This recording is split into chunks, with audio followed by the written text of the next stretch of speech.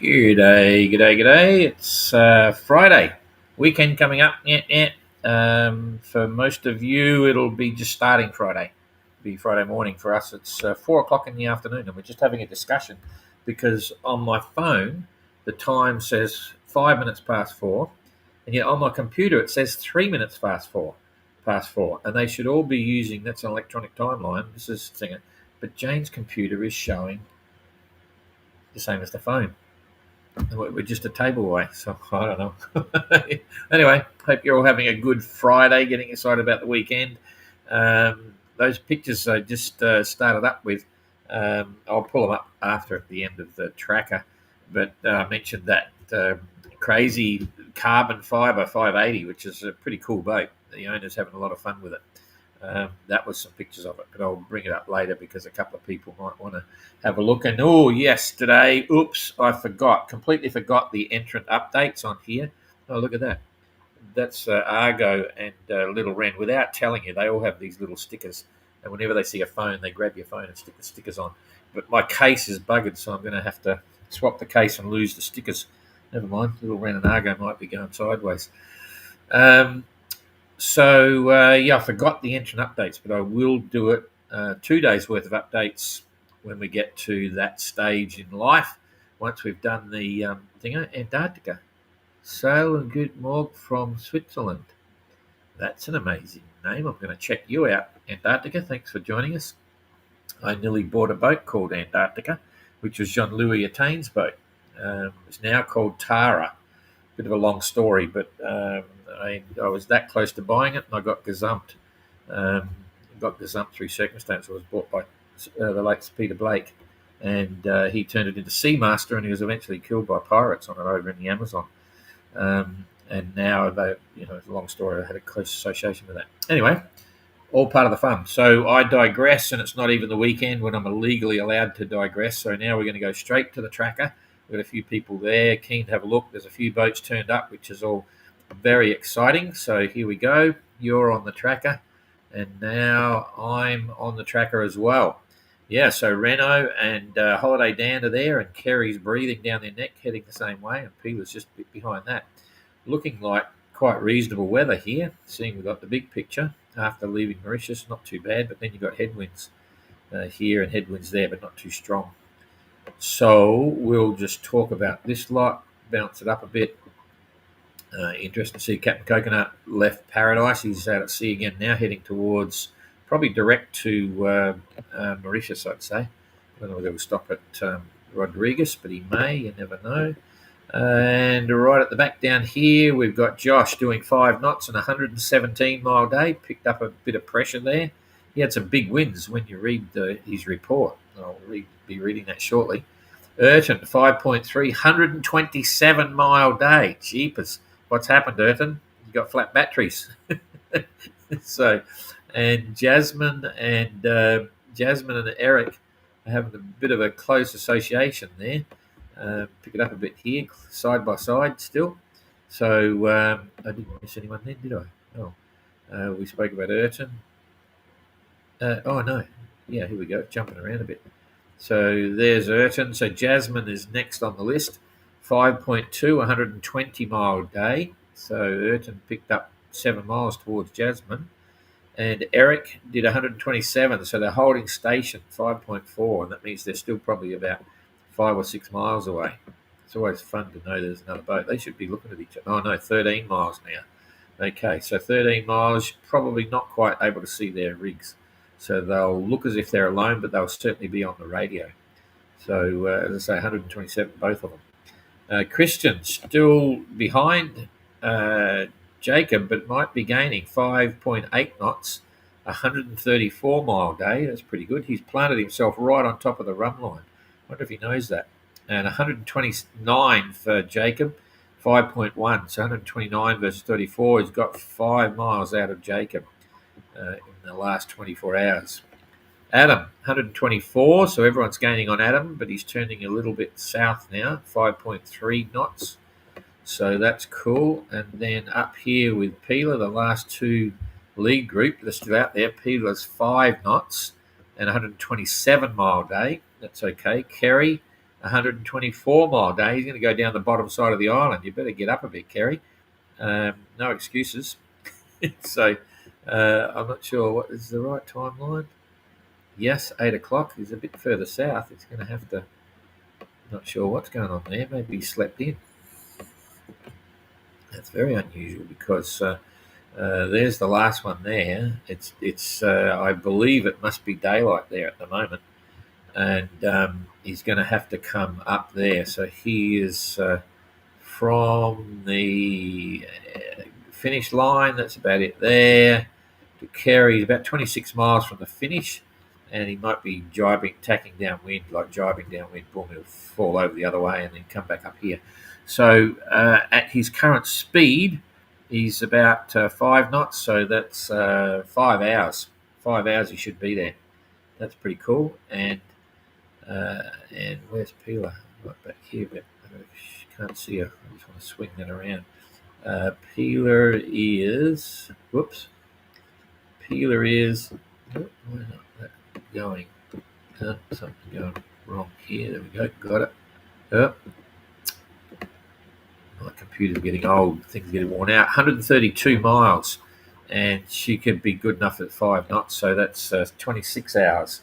So I think she'll probably arrive at the end of the local day tomorrow. End of local day, maybe even midnight or something. I'm not sure exactly where it is there, but there you go. So not far away. Everyone's pretty much on track. It's only the 3rd. So Kerry and Peeler, they'll be there for 6 days. That's the scheduled timeline. So that puts them. So Dan is on the 3rd. 6 days to 9th, 10th, 11th. Yeah, I said they should have be arriving about the 11th or 12th. So they're pretty much on time. Let's have a look at the weather, because we're all talking about this calm situation coming up, which might delay some of the others, but we'll see. I'll clock it out one more time so we can get the big picture. And that's the current real-time weather today, right now. And here we go. So it's 17. There we go. It's still holding. And about there, it's starting to get a bit quieter. So there's 1 day. So Peeler will be okay. She'll get in. There's 1 day. And here comes the second day.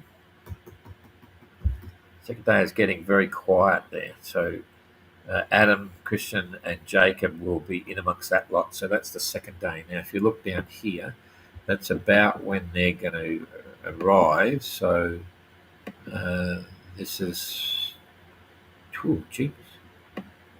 How did I get to that? 460. No, they're a sec. That's 460. So there's 1, 2, 3, 4 days. So they've got 4 days of this. That's for those two. So I'll keep clicking it back here. That's only the 5th. So this is only 2 days. So that's 2 days. And then we'll go through to the 3rd day. Yep, really quiet. So that's slow going. 3rd day. Yep, they're going to lose some time. Coming into there's the 4th day. They've got breeze. I think it's okay. They'll be doing 100 miles a day, I reckon, with that lot. They could. It'll be somewhere between 80 and 100, but they're going to be busy trying to make the most of the breeze with putting up their big kites and all that sort of stuff. So about 4 days from now. So 4, 5, 6, 7. So they'll be there on the 7th, and they've got to stay for 6 days, and then 7th. So there's 6. So that'll be the 13th, 14th, 15th, 16th. So they should be arriving somewhere around the 16th, into 16 or 17 into Mauritius. And if the restart is on the 25th, that's 5, 6, 7, 8 days. So I think you'll see Adam and Christian and Jacob, they'll still be getting their 8 days. And then Jasmine, they pick up a day because they're staying the shorter time. They're only staying they're staying, now I forget now, 5 days. So let's see. I want to go here. I'm just trying to see, just confirm again how far away they are. Okay, 180. Yeah, they'll be about the same, 16, 17. So even with that light wind, Jasmine should be in about 17, something like that. 17. So that's 5, 6, 7 days, potentially 7 days in there, which is still okay. They were scheduled to get 9 days, so a little bit less, but that's yacht racing.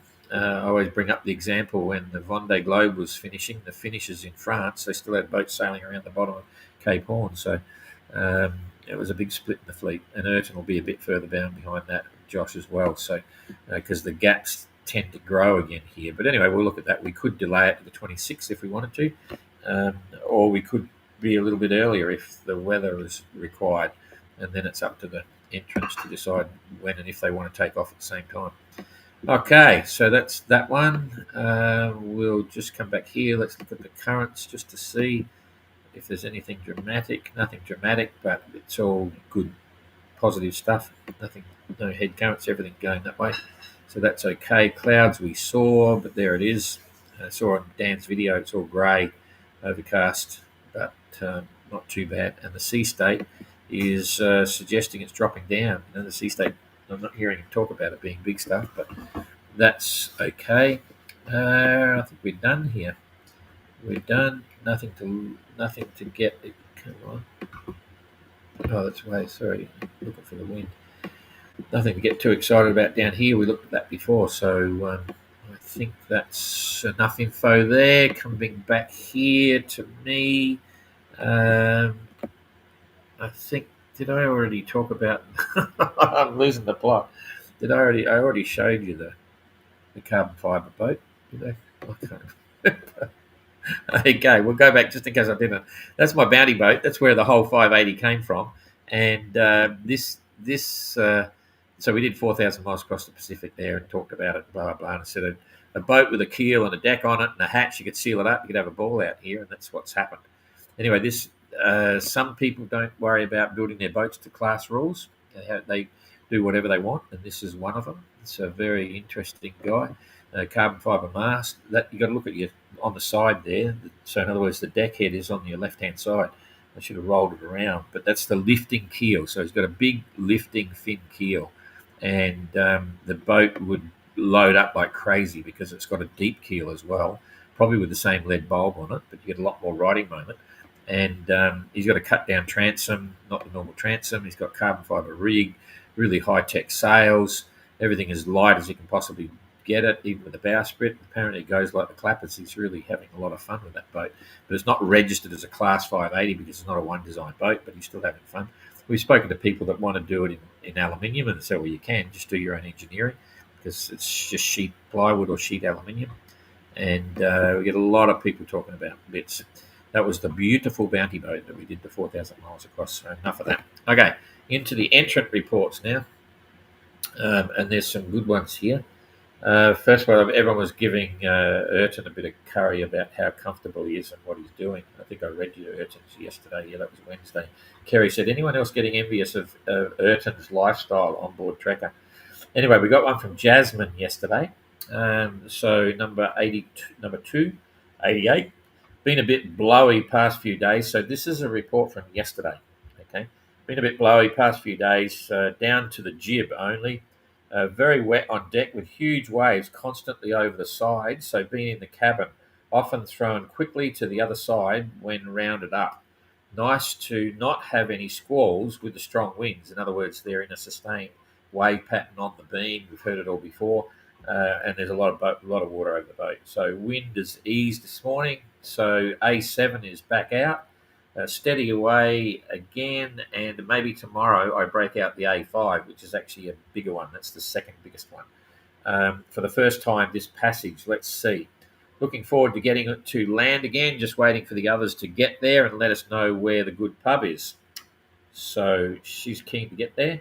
And then from Adam and Little Wren, increased winds have led to significant change to the sea conditions, but strangely, the increased swell is actually helping comfort since the majority of the waves are coming onto the port quarter, which is manageable.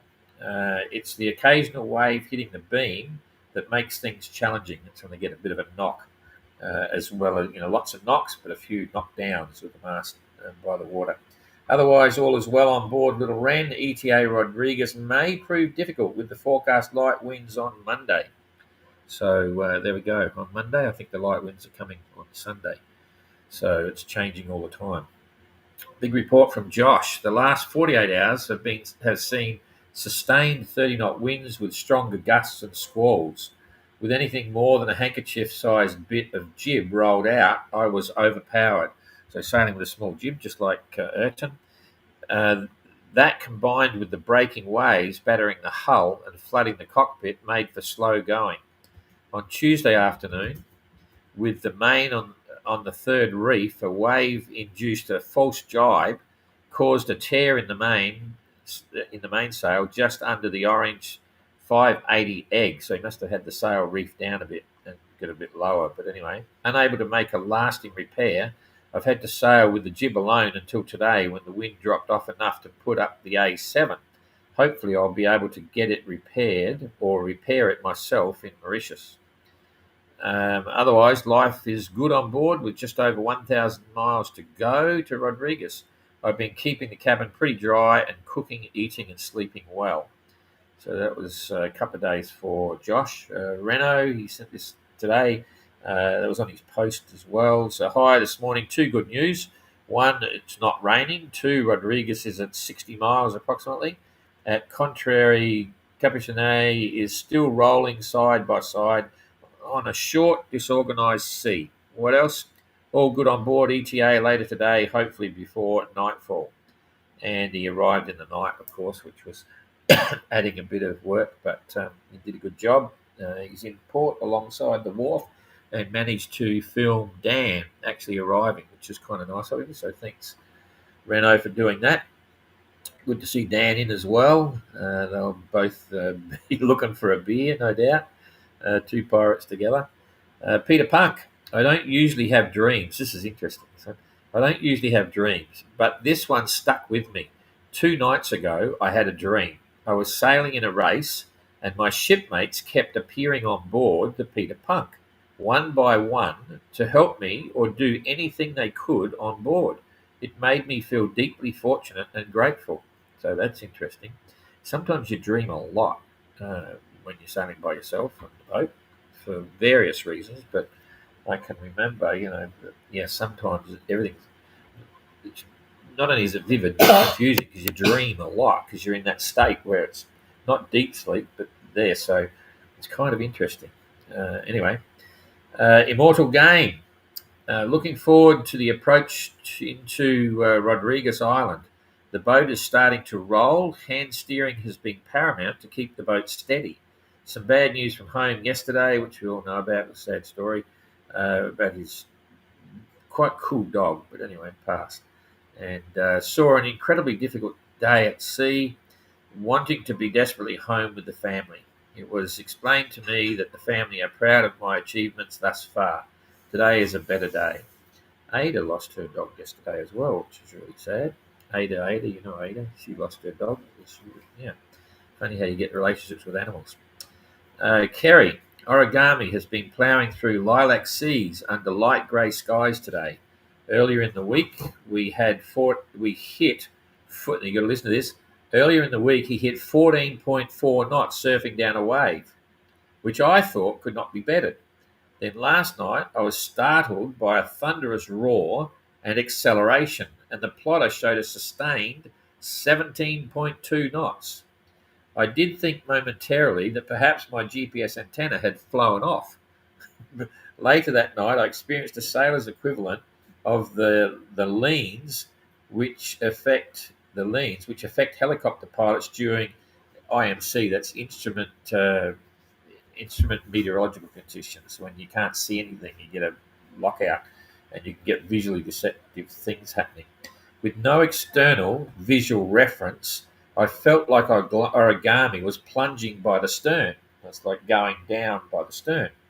I even went on deck to check the aft tank had not flooded, at which time my full sense of orientation returned. So you can get these effects that make you believe something's happening. It's not. It's happened to me in the VOC, which I'll tell you in a minute, and in the helicopter, because flying helicopters, and he's a helicopter pilot as well.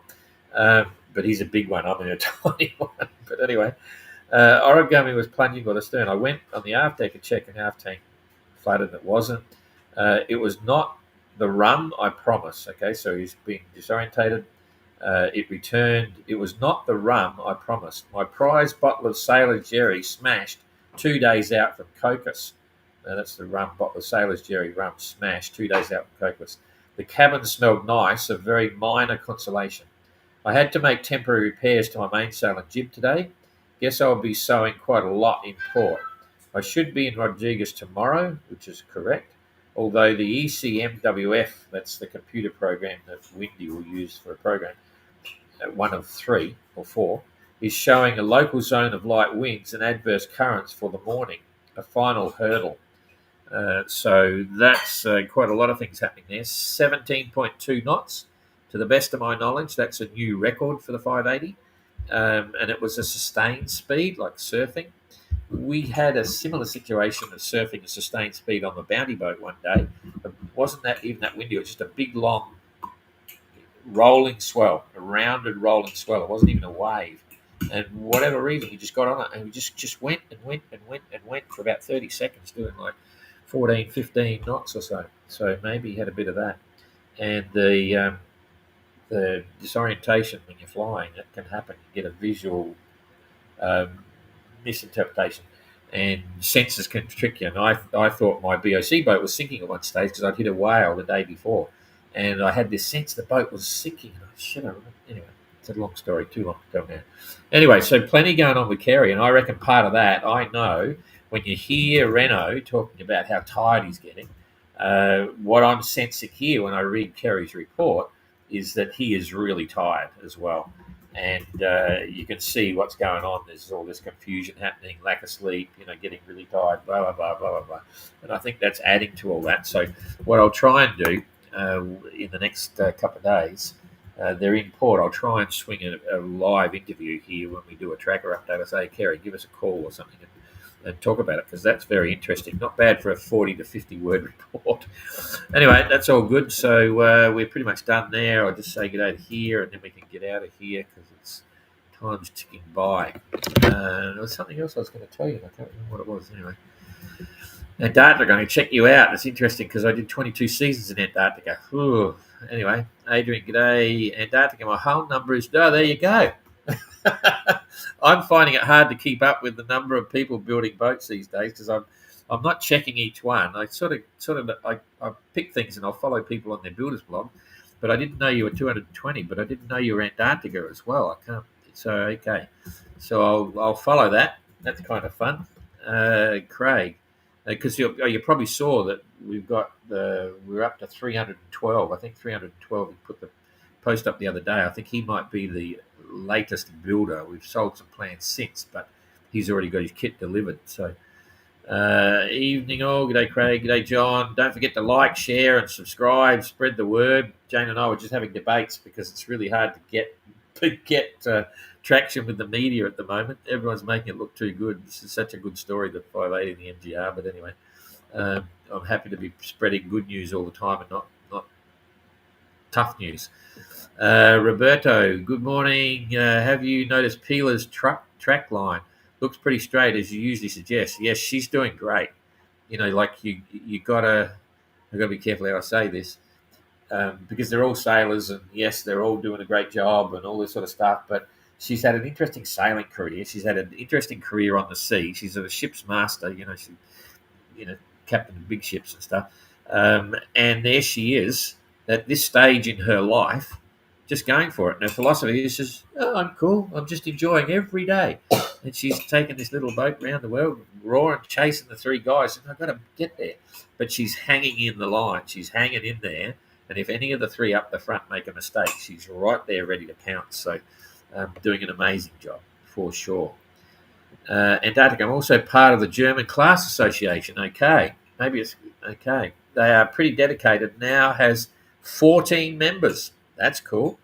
I didn't know. They might have some from other bits. I didn't know, because you don't have to be a builder to be a member, obviously. So I'm not sure what that is. But Yeah, they did a great job at the show, Fredericton show on the lake there the other day, promoting the whole thing. So that's kind of good because if you get enough boats, you start running your own events. And they can be local events, and a lot of social stuff goes on. We haven't had a really, apart from the the Transat and the Mini Globe Race, we haven't had a chance to get people socialising together, all the builders and bits and pieces. But we might be getting to the point where we have an annual dinner somewhere or an annual day get together or something. I'm not sure. Certainly, just remember this. I'll just bring it up at the start of the Gold Globe Race in September of next year. We're hoping to have a couple of 580s there that have sailed around the world, and we'll do something to get the 580 owners to come in and see what's going on. GGR is not exactly MGR, but it's all solo sailing around the world, just to promote the cause. So we have a small budget through memberships in order to acquire a scale to weigh the hull. Oh, okay, yeah, that's cool. Very good. Good idea.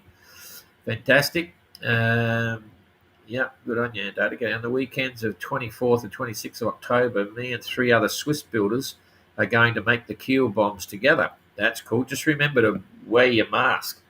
The lead oxide or whatever, I forget the gas is called, is really bad, and there's no minimum that's safe. So make sure you wear your gas mask when you're melting lead. Funny story, when I first heard of the Class 580, I got in contact with Renault and asked him if I could try out the boat. Unfortunately, he was just going to lift the boat out of the water. It was bad luck. But anyway, his boat will be on the market soon, so there you go. Captain Joey, always dream different aboard any vessel. Spooky cool. Yeah, you're right. I spent a lot of time on ships as well, and boy, did I was expedition leader, and so I usually got a good cabin. It wasn't a crew cabin. I got like a empty passenger cabin, and I always used to think maybe the oxygen level in the ship, because you don't open your portholes, was it, because I used to dream like crazy. I spent years in those cabins. Anyway. Antarctica again, to transport to Portugal for the Mini Transat. So, that's when he was going, yeah. So there was no chance for me to get a feel for it. Anyways, I still started to build it and am more than happy with it. Good on you. Yep, quite something to build a boat from nothing, which is great. Here to help, closer would be better. Hey. Yep, Antarctica, no builder's blog yet. Oh, you better hurry up. 24 years old. Guess why my boat is called Tutuo.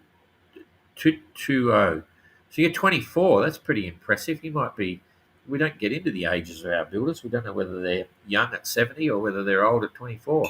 So 24 is pretty good. I was actually building my other little Sky then, a 29-footer. In fact, I was just about ready to take off at that stage. That was Sky. So that's fun. Good project for you. So good luck.